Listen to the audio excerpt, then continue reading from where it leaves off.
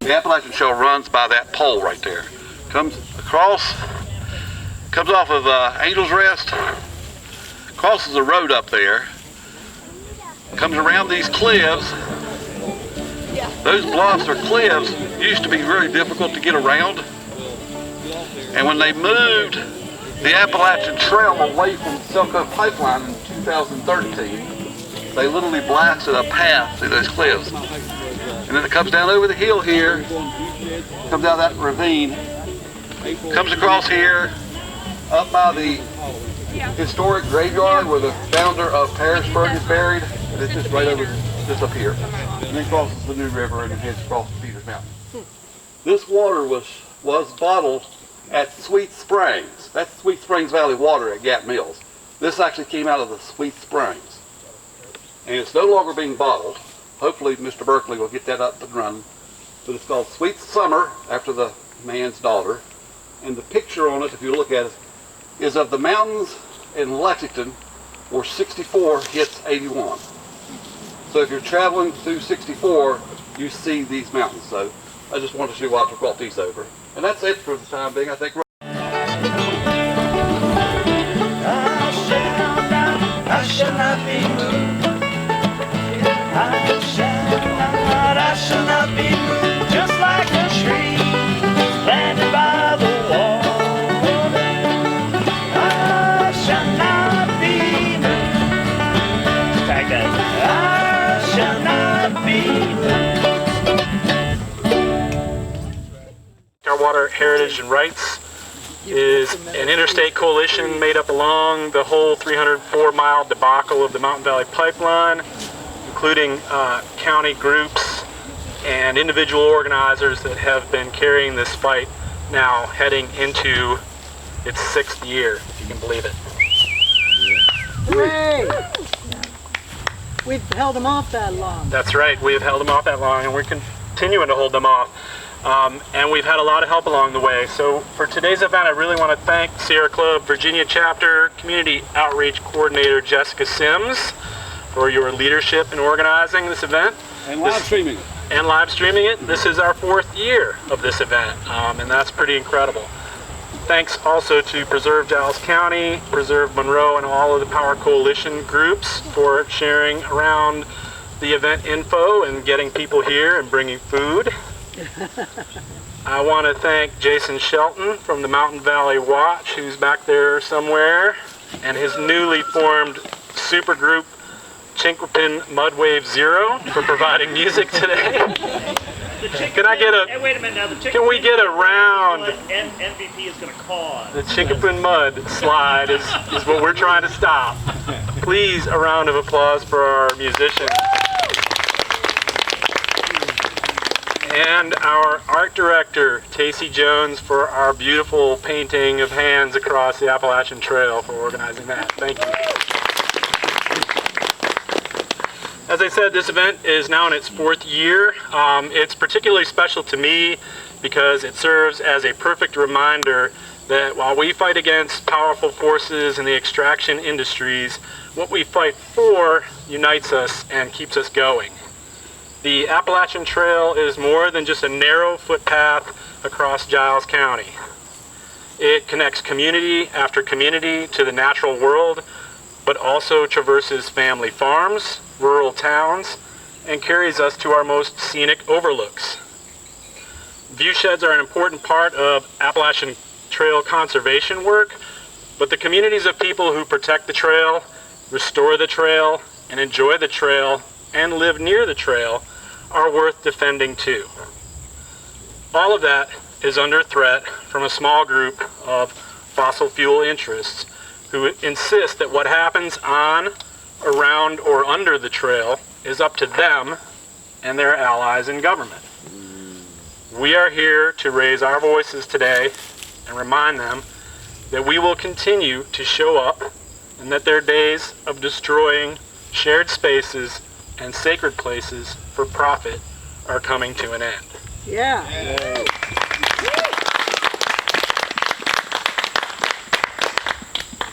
I'll warn speakers, this thing gets a little heavy. One of the strongest and most well-traveled voices in this fight belongs to my friend, Laurie Johnson. That's you. That's me. At this point, Laurie might have gone the length of the AT and back between the top of Peters Mountain to Charleston, Richmond, Washington, D.C. I'll let you fill in the rest. Fighting this very good fight. So Laurie, come on up and take this thing. Boy, I wish I had a transporter like I had in Star Trek. Makes things a lot easier. Before I get started, I know that there's a lot of folks from Monroe County who would like to be here today. Among them are Becky and Roger Crabtree. We're having a Monroe County fair. It's called the Monroe County Autumn Harvest Festival. It's a big deal in our county, and a lot of those people are over there today. I know there's 3 people here from Monroe County. My Aunt Paula doing some video in here, Uncle Herman and myself. I don't think there's anybody else from Monroe County. How many people here are from Giles County? Raise your hand if you're from Giles County. Giles. Okay, great. How about if you're from Virginia Tech or Blacksburg? Great bunch of young adults, and others. So we got a contingency from Blacksburg, Virginia Tech, and other Montgomery County people. Giles. You gave them once. Oh, I get those. Okay. How about Craig? Jessica's probably traveled the farthest from Richmond. Thank you, Jess, for getting up early this morning and driving down here. I'm going to take her on a little bit of an expedition after a while. Stacy Lovelace. Right here. Where are you at? Oh, you're over here. Has been in Richmond for a long time and just moved over to Bedford County. Yep. She's worked with the Sierra Club and Mothers Out Front and Rico. She works with a lot of people. She's a great fighter in this. I'm a little miss watching the video on Wednesdays when you all go down and shout at Ralph Northam. Yeah. Yeah. Y'all can watch that.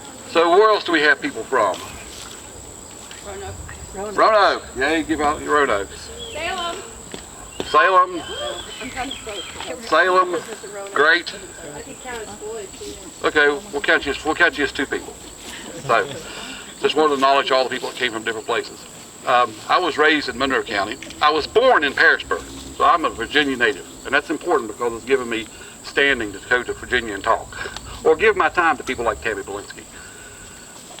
I was born right up here in a hospital, lived over in Monroe County my entire life. A lot of people have forgotten that the Appalachian Trail runs through Monroe County because there's no really good way to get up there. You can do the Groundhog Trail, and it's steep. It's very steep. Not a lot of use of that. Even the AT people forgot in their books to talk about it being in Monroe County. But growing up as a youth, I was up on that trail a lot, helped take care of it. We also have the Allegheny Trail that comes off the end of it and keeps on going north. So I did a lot of my youth was spent on the Allegheny and the Appalachian Trail. For some of you over in the Blacksburg area and Roanoke area, over on the Allegheny Trail is the Hanging Rock Raptor Observatory. That's a great view. That's not part of the AT, but people come off the AT, especially this time of year, to go up there. So just want to get, those are great allies in this fight, those folks. So growing up here, the New River, the Greenbrier River, the AT, Peters Mountain is one of those places that we just kind of feel like it's our own backyard, our own playground. And it's very, very, very important. And I do appreciate everybody who's helped fight this. It's this cultural heritage, cultural attachment issue that we all have in common. Jamie Hale knows what we're talking about, right? He knows. It just does my heart good to see people out here. And I want to say one more thing before I give this to somebody. We have a wonderful cake here. We kind of got known for our cake. So this all started 3 years ago. 3 years ago was the first time I got involved with this AT, Hands Across the AT, and I said to Russell and Rick Shingles, you know, the day we're doing this happens to be the 80th anniversary of the AT. We need a cake. So they said, go get a cake. So the only place around here makes a cake that's handy is Food Line. up here in Harrisburg. So I just thought I'd go. A week before the meeting, and I said, okay, I'll go get a cake. I asked them if they could make a cake. They said, what do you want us to do? I said, well, I don't know, it's a week away. Just give us a sheet cake with brown and green icing and put happy anniversary AT. I was expecting just a regular run-of-the-mill happy birthday type cake. And I go in, and this lady has made this wonderful cake complete with the trail and a snake. And some trees, some plastic trees. And it was really wonderful. Much more than we expected for $20. Well, I found out this lady is a cake decorator. She's a cake artist. And she's actually been very ill for the last several years. And she was, last year I gave her a muff. The cake was even greater. She took the muffins and put it on top of it, shaped them like mountains, and we actually had mountains on the cake, and it was really great. And so I went back to get the cake this year, and her name is Emily. So Emily's are great people. We have a lot of great Emilys in this thing, and we found out that she had just quit work. She has lupus. But she told them that if the AT people wanted the cake, to call her, and she'd try to help out. So I think she had something to do with this cake. She didn't actually decorate it, but I think she kind of instructed them what to do. Keep her, I was hoping she'd show up today. I told her I'd like to pay tribute to her. Emily, whatever her name is, I forgot her last name. Keep her, cake lady. Keep her in your thoughts and prayers. She's not that old. Her daughter is in Roanoke making cakes. I'll find out where she's at. So I really appreciate the cake that we've got here, and we'll cut it after a while. And, other than that, thanks everybody for being here, and we'll just go on.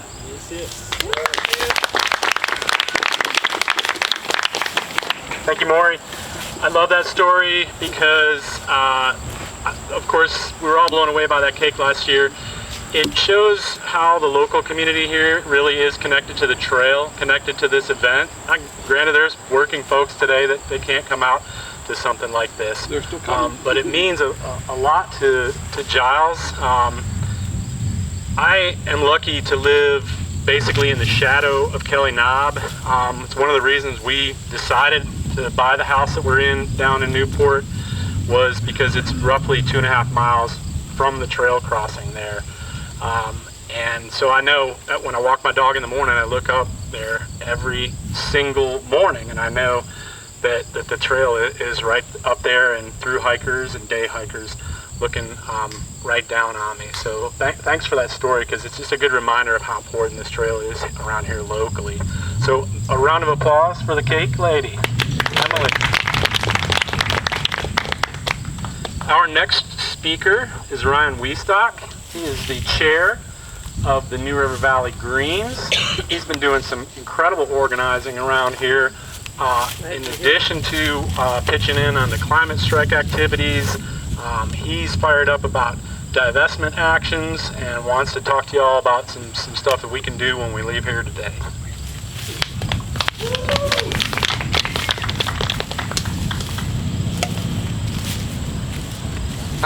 I'd like to start off by just reminding us why we are all here today. There's a lot of different reasons that people get involved in a fight like this. Some people are worried about their own homes that have been taken because of eminent domain. Some people are concerned about the threats to our air, to our water, to our climate. Some people just recognize that something like the Mountain Valley Pipeline is a boondoggle. It's not worth the money that we as taxpayers are going to have to pay to subsidize it. It's a waste. For me personally, the Appalachian Trail is a part of the reason why I'm here today.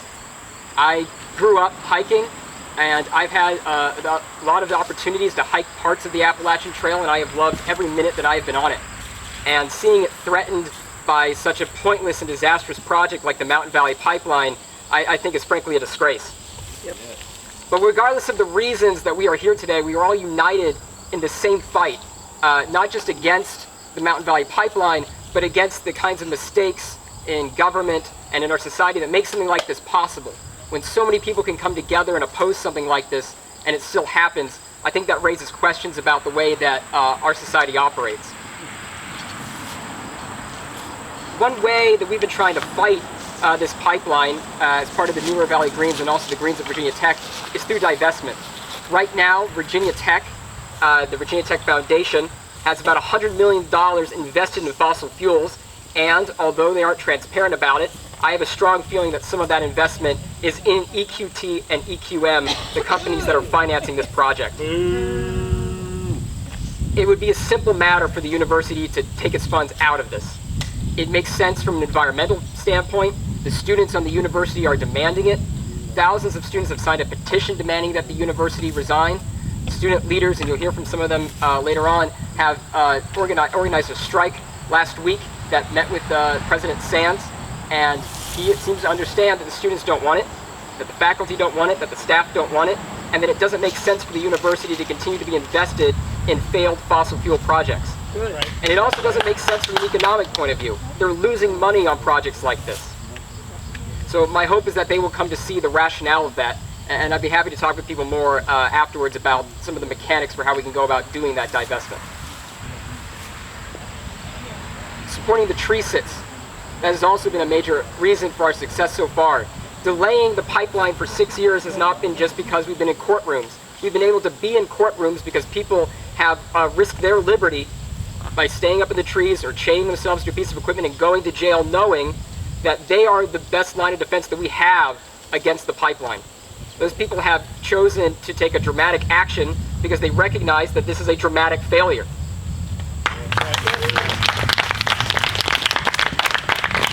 The New River Valley Greens have been really happy to support, with thousands of other people, all of those sorts of actions against the pipeline. And we will continue to do so until EQT and EQM and all of their partners are bankrupt, until they have no money left, until they will stop putting these pipelines here in the ACP or anywhere else in the entire country. Nobody needs these. Nobody needs to lose their homes because of the pipeline. No one needs to have their water polluted because of a pipeline. No one needs to have their air polluted because of the pipeline. No one needs to be worried about their children's future because of a pipeline. The corporate profits that they're gaining from this are not worth our future, our air, our water, and our land and our homes. True.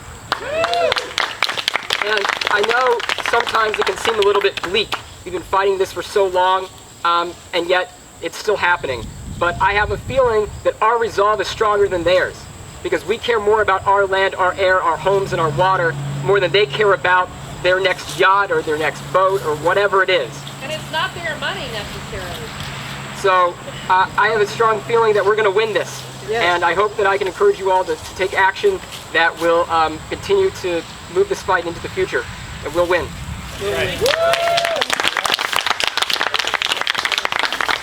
Thank you, Ryan. Please welcome from the Environmental Coalition at Virginia Tech and another organizer of the climate strike, the incredible climate strike in Blacksburg on Friday, Rachel Spector.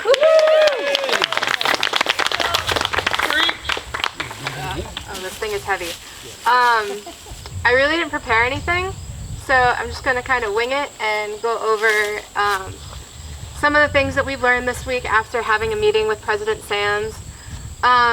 So a few months back, I decided I wanted to do a climate strike this year. I had seen them happening at other schools, and Virginia Tech really was falling kind of behind on that.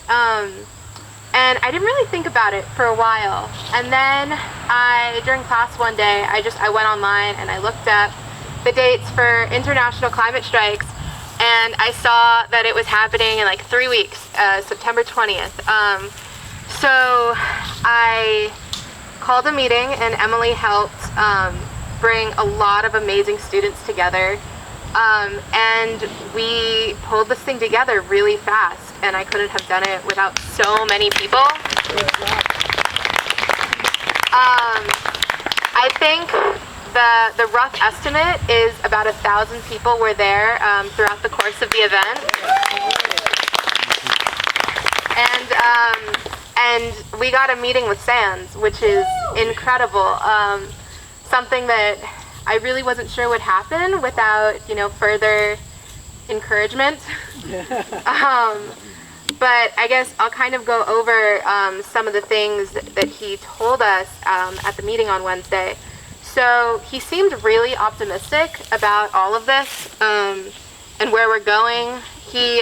One of the things that he said that we would do is form a committee of students to represent the student body during further negotiations with the Board of Visitors and VT Foundation.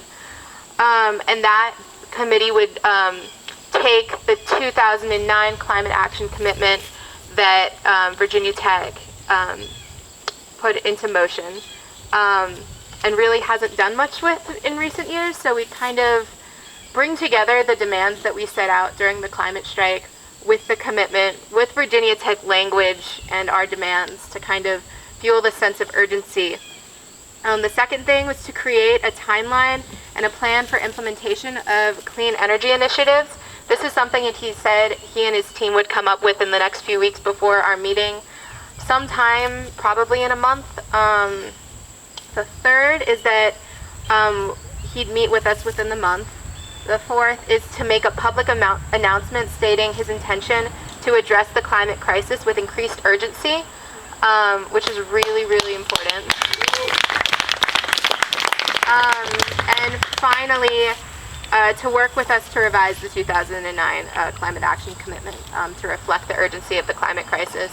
So it's going to be a long process, and we're going to try not to draw it out too long, because as we know, things get kind of brushed under the rug if it's drawn out too long. And I just want to give a shout out to all the community support, seeing everyone in this pipeline fight show up, and people stand on the steps for over an hour waiting for us while we were in the meeting and coming out. I was sure we were going to come out and people would have left, but y'all still were there, and it was just absolutely incredible. So thank you. Yeah.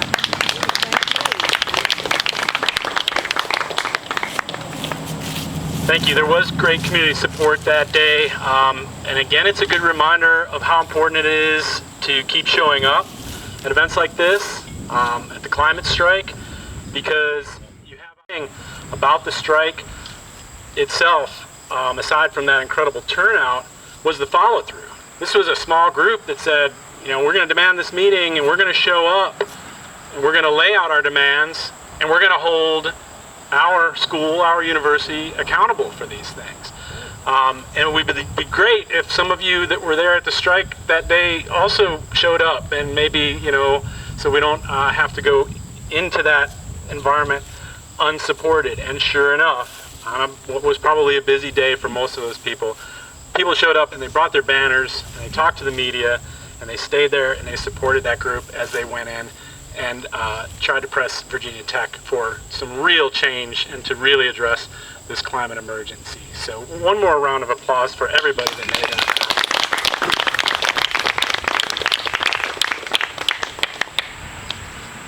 I was so excited when these two agreed to come out here today.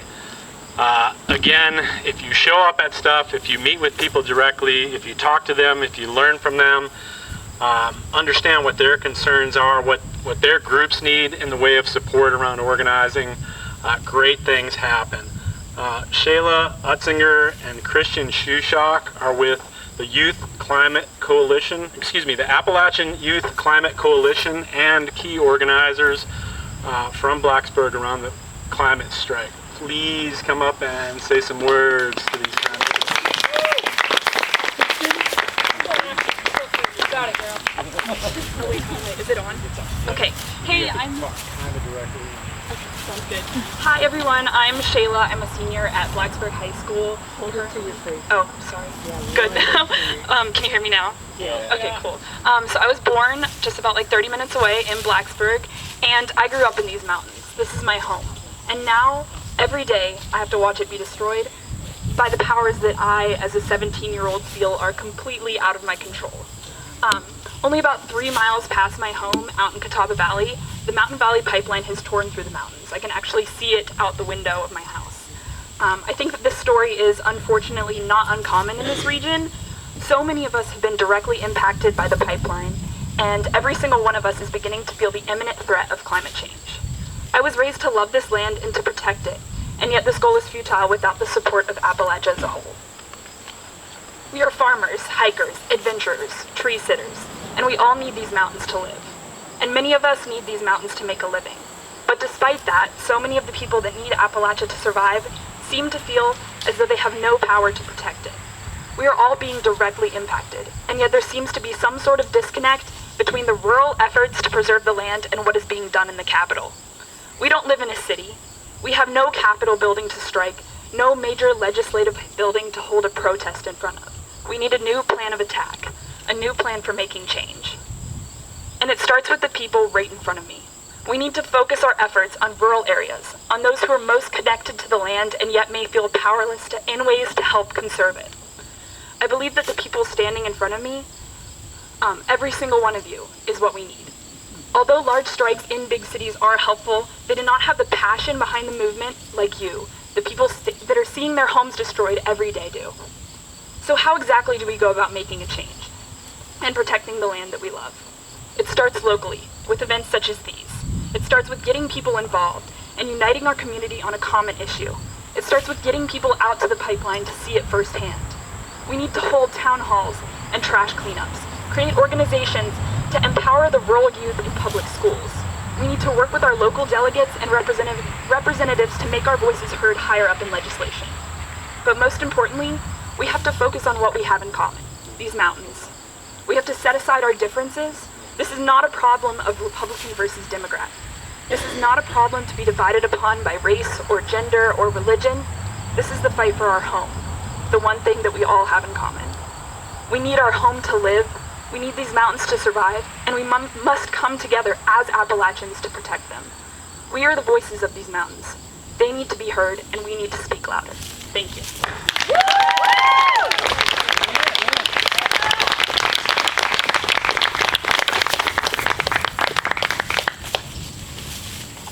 I don't think I can top that. I'm just going to preface my talk with saying that was really good. Thank you. How are y'all doing today? Just figured I should start off and ask. Yeah? All right. My name's Christian. I'm part of pretty much all the same organizations that Shayla is. Can I just shout? Is that okay? No. It's heavy, all right? Okay. And I know that there's a lot of young people here today that have come out, and I'm really glad to see that. I'm also really glad to be here with y'all. And I just want to start by saying, does everyone here know the history of the AT when it was created? Yeah. You know? Yeah. I actually helped people maintain it who actually were the people that built it in this area. Who were the first people that built it? The people that I used to work with when I was a kid, your age, were the people that actually built it in this area. So I heard all that history. So the AT was actually, it began during the Great Depression, and it was a program by Franklin Delano Roosevelt to try and empower and reemploy young Americans, mostly young men, that needed money to send home to their families. So they were sent out and they carved this trail through the wilderness, and in exchange they were paid and they could send money back to their families far away so that they could, have a little bit of a stipend to maybe survive the Great Depression. And I think that that story is not just an example of like the spirit of the American worker and the hard work that went into building this area, but also the fact that it illustrates the way that our governments are supposed to represent us. They're supposed to look out for the working class. They're supposed to look out for the people, each and every one of us that love these mountains, yeah? But today I feel as if that embodiment and that goal, what American democracy should be, has in many ways been forgotten. I don't think there's a better example of that than the Mountain Valley Pipeline. And if we're first going to argue about where to build the pipeline and what rights we have, I think we first have to acknowledge the history of Appalachia as a whole. And this land, Virginia, North Carolina, Pennsylvania, anywhere you look, is built on a history of oppression. The forest in which we walk is grown in a legacy of blood. The Osage, Cherokee, Shawnee, Catawba, Muskogee, Moniton, and Yuchi peoples, as well as many other tribes that I don't have time to list, rightfully own this land, and it was taken for them just as land today is being taken from farmers. And we cannot allow ourselves to fall back into that same colonial mindset and allow history to repeat itself. Now, I mention this not to guilt those of us that live here today, but rather to recognize our collective history of rebellion. As much as we should hope otherwise, pieces of this oppressive antiquity still live on today. These mountains represent my heart, and the people that traverse these trails represent the spirit that I believe we all hold. Every day, a new mountain is murdered in the name of blood-stained coal. Every day, a new pipeline segment slashes a scar on the faces of hillsides that I once regarded as familiar. Every day, a new stream is corrupted, with waters that once ran clear now stained by the muck of corporate greed. Yet, every day, I believe that you are an example of us standing a little taller, speaking a little louder, and fighting just a little bit harder. Yeah. Yet, the pages of history tell us that when we retreat, when we adapt and acclimatize, our destruction will be swift. The corporate interests that place profit over people believe that in the final hour, when our land has been raped, pillaged, and burned in its entirety, its beauty absent and its creatures gone, that our will to fight will have perished as well. However, the pages of history also tell us that when good people come together, the walls of their oppressors can buckle underneath their collective charge. Our fight will go on as long as there is still an Appalachia to protect. The youth who are here today have a message for those that would sacrifice our adulthood for their profits. Who the hell do you think you are? Our lives are not for sale, our lives are not for yours to toy with, and our lives belong to us and us alone. Your youth are here, and we are prepared to fight for our future and for your present. But we cannot do it alone. We salute our elders, those who have undertaken the fight for our years that we have not yet lived. It is our livelihoods that will ultimately be threatened the most by this hedonistic exploitation of the land and the tyrannical releases of carbon. Despite this, both the youngest and the oldest among us have undertaken a fight not just for themselves, but continued a fight for the livelihood of today's children. Just yesterday, what was her name? 75-year-old woman that... Duff. Perfect example of that, you know? Raging Granny. I mean, that's a cool name. I wish I was that. And I think that there's a quote by Benjamin Franklin that puts it incredibly nicely. And he said, "Justice will not be served until those who are unaffected are as outraged as those who are." So it doesn't matter if the pipeline is going through your farm or if you live 50 miles away, all of you should be equally as pissed off. And I'm happy to say that it looks like you are. Chris is giving me a nod. Good for you, sir. And I know that today as I speak to all of you, my peers, my elders, my representatives, that we need to stand in solidarity with our history and stand in reverence of our culture and unite across the boundaries of age, class, or creed. Today, we have the opportunity to step forward together as a union. And all of you all being here today present and allowing somebody that's many years younger than you to speak is a perfect example of that. Because for our home, our planet, and our people, we have to resist and we have to organize, whether we be young or old, together. Thank you. I suggest we move on to the tent. Let's move on to the tent. You don't think it'll blow over? You've all been deputized now as members of the Mountain Valley Watch. They're likely to have some erosion and sediment control problems somewhere on this route right now. Thank you for our speakers so far and up to this point. We talked a lot today about showing up, what it means to show up. Our next speaker probably doesn't need much of an introduction, but he is here today because each time we have one of these events, each time we need him to take our case to Richmond or to take our case to his colleagues in Richmond, our delegate, Chris Hurst, has answered that call. He shows up. He brought rain with him.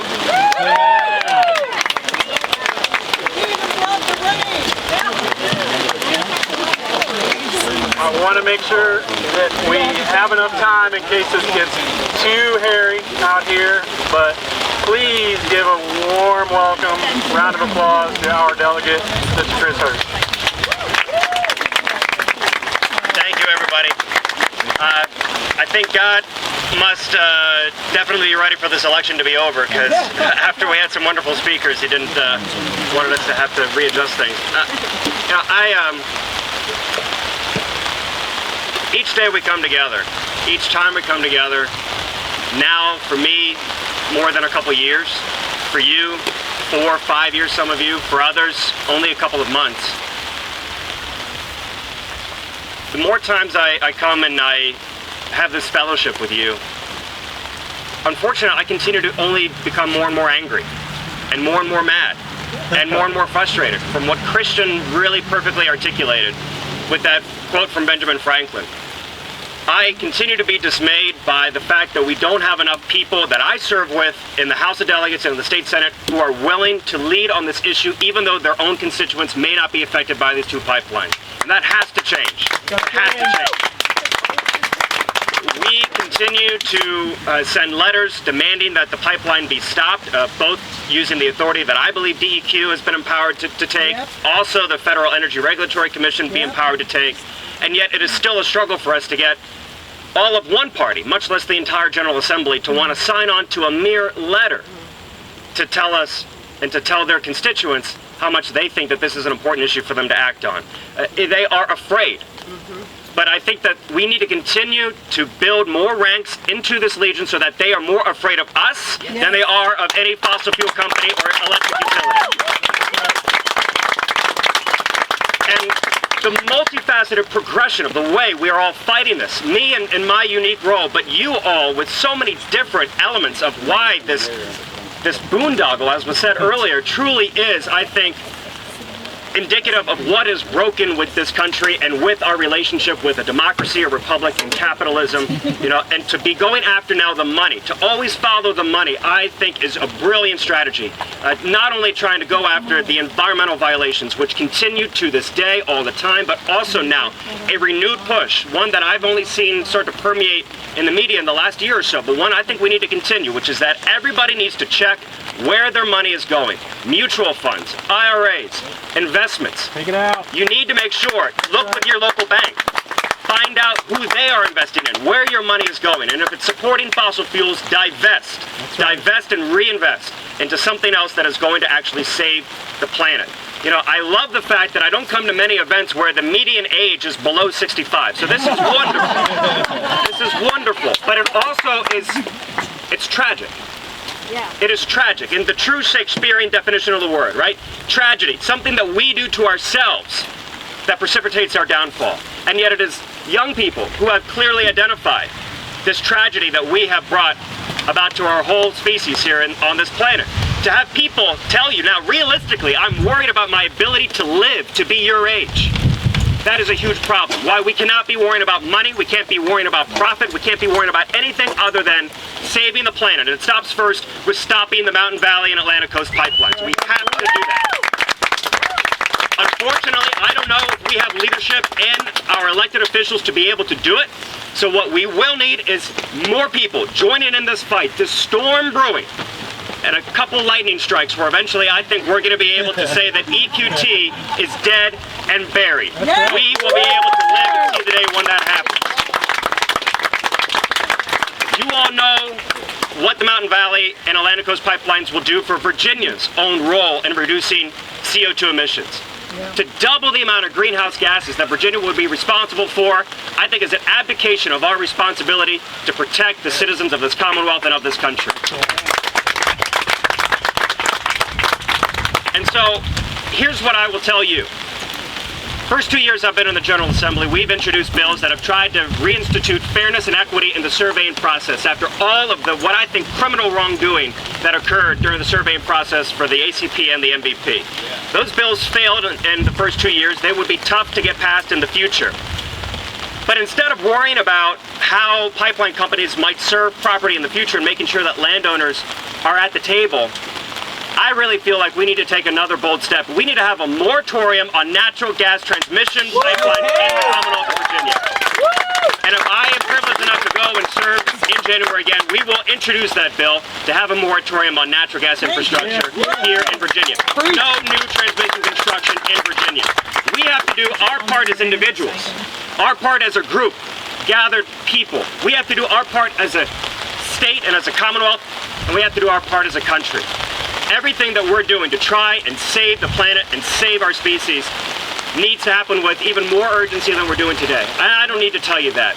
I say it more so that I can hear it for myself.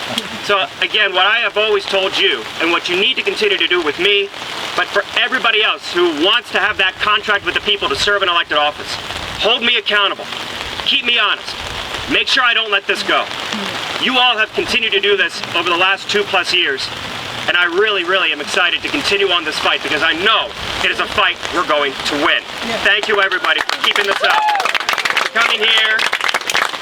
You know, and just to put a final coda on this for why it's important for us to be here. You know, I've hiked on the Appalachian Trail, not the entire way, but as Christian was talking about the history of it, it's one of the great things about this country. When we had an era of conservation, when we had an acknowledgement that there are some things about this country that should remain pristine, that should be available for all of us to enjoy. It's part of the reason why they can't cross right now over parts of our wonderful Giles County, because that law is still trying to be held up. The interpretation is still trying to be held up. Let's not forget that. We can go back to an era where this country values conservation, values nature, values our land. But it's only going to happen with leadership like you, making sure that people like me do our job. So keep it up, everybody. Thank you very much.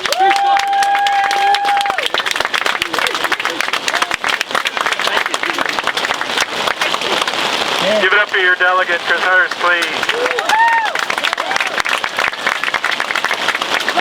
And give it up for this rain.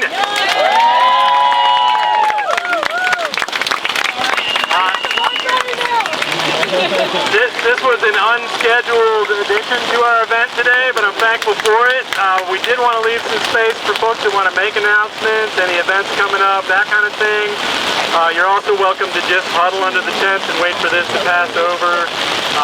Enjoy some more of the picnic food that we brought here, but I will create some space now for anybody that wants to take the bullhorn for any announcements. But, come on up. You want to be under the tent? You want to be out here with me?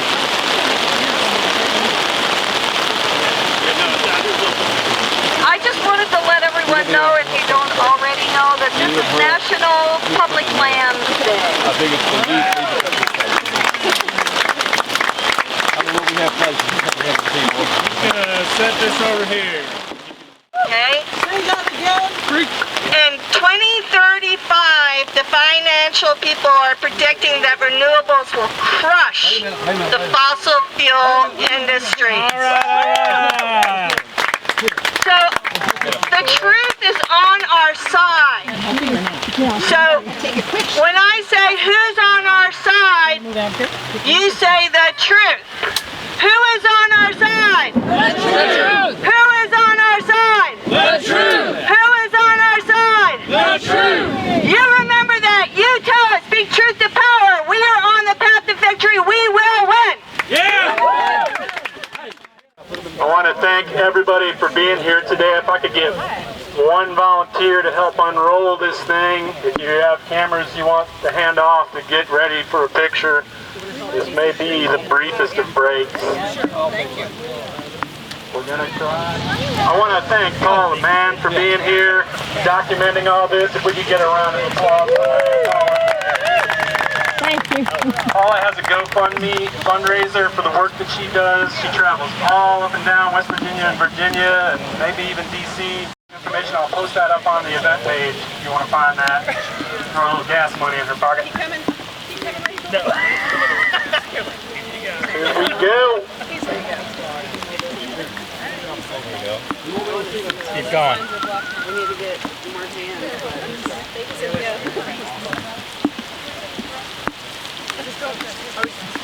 We need to do this quickly. Right there. Oh yeah, sorry. Oh yeah. Briefly.